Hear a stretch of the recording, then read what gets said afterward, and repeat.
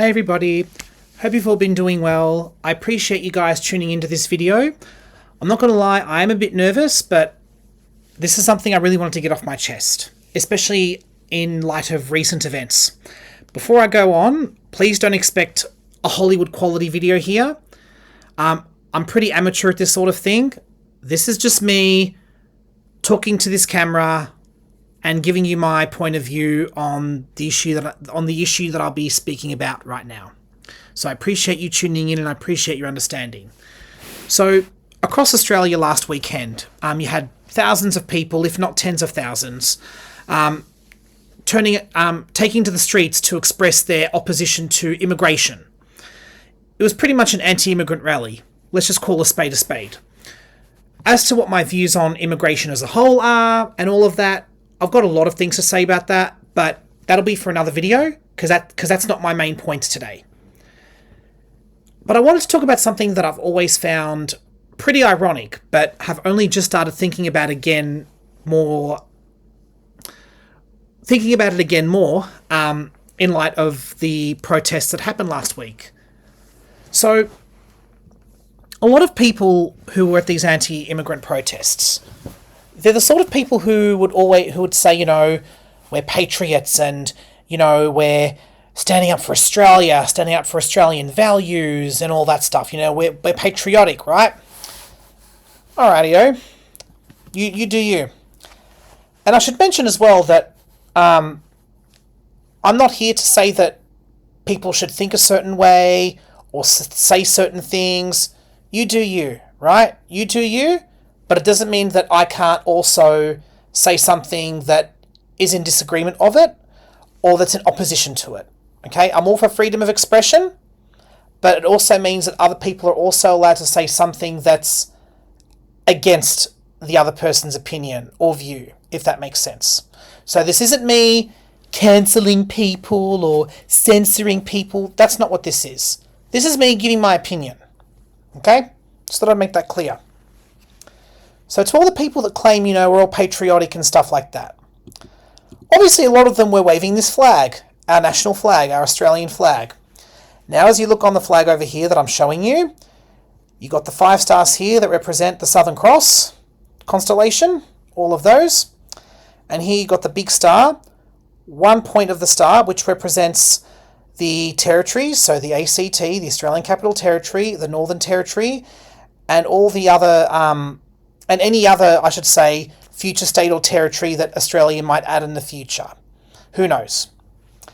And the other 6 points on this star represent each state of Australia.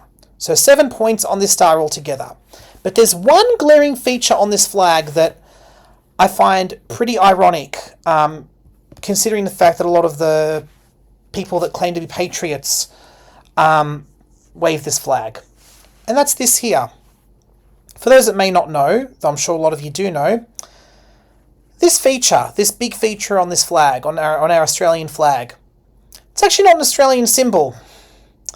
This is the Union Jack, which is the flag of the United Kingdom, which used to be the British Empire, of which Australia, like many other countries around the world, was a former colony of.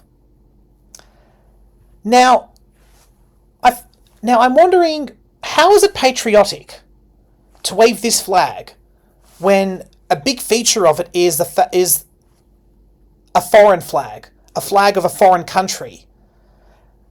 Now, I'm not saying that you shouldn't wave it. Do what you want, but it does feel a bit weird. It does feel a bit hypocritical to say, "Oh, you know, I'm so patriotic and I love Australia and you know whatever," and then you're waving the flag where the biggest feature of it is the flag of another country, the United Kingdom. Now, I know what a lot of you are going to say. A lot of you might say, "Oh, Phil, you know, this is part of our history. We used to be part of the United Kingdom, the British Empire, right?"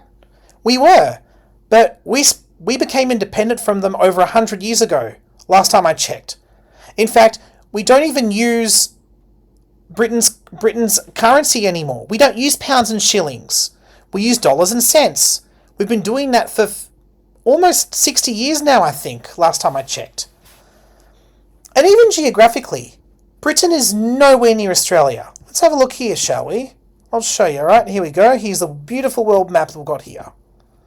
Here's Australia, as you can see here, this big island in the South Pacific. Britain's all the way up here in northwestern Europe. Nowhere near Australia. Nowhere even near it. And we've not been part of Britain for a very long time. In fact, there are countries that split off from Britain later than Australia even, that don't have the Union Jack on their flags. Let's start off here with this flag, the Maltese flag. This is a beautiful one. Malta, beautiful island in the Mediterranean. Once upon a time was a British colony. No Union Jack on this flag. Maybe I might be blind, but I'm looking here. No Union Jack. Another one as well, Canada. We have a lot in common with that. We have a lot in common with our Canadian cousins, don't we? We were both British colonies. But here's one thing that I think Canada does differently, but better. Here's their flag. Here's this beautiful red maple leaf. No Union Jack on the flag. I can't see it. Hey, they were a former British colony. Why haven't they kept a Union Jack on their flag? I don't know. Is it because they're independent from the United Kingdom now? Food for thought. Last but not least, this beauty over here, the Irish flag. We have a lot of Australians who have Irish ancestry. Would you, or people living in Ireland, like to have a Union Jack just plastered on here? I don't fucking think so. And to be honest, I wouldn't want it on there either, even though I'm not even Irish. The flag is beautiful.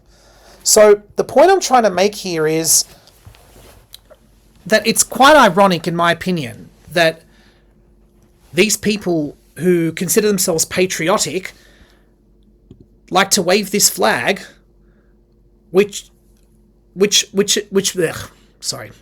like to wave this flag where its biggest feature is the flag of our former colonial masters that we split off from over 100 years ago, a foreign country which is located nowhere near Australia.